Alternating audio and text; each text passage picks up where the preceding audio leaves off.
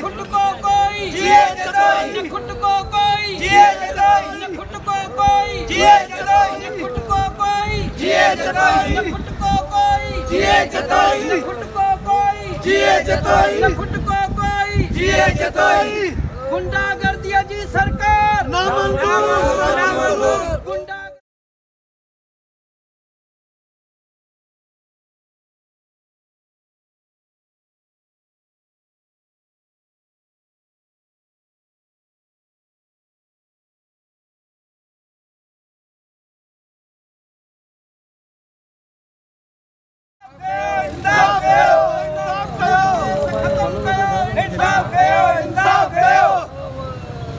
न खुद को कोई जिए जताई खुद को कोई जिए जताई खुद को कोई जिए जताई खुद को कोई जिए जताई खुद को कोई जिए जताई खुद को कोई जिए जताई खुद को कोई जिए जताई खुद को कोई जिए जताई खुद को कोई जिए जताई खुद को कोई जिए जताई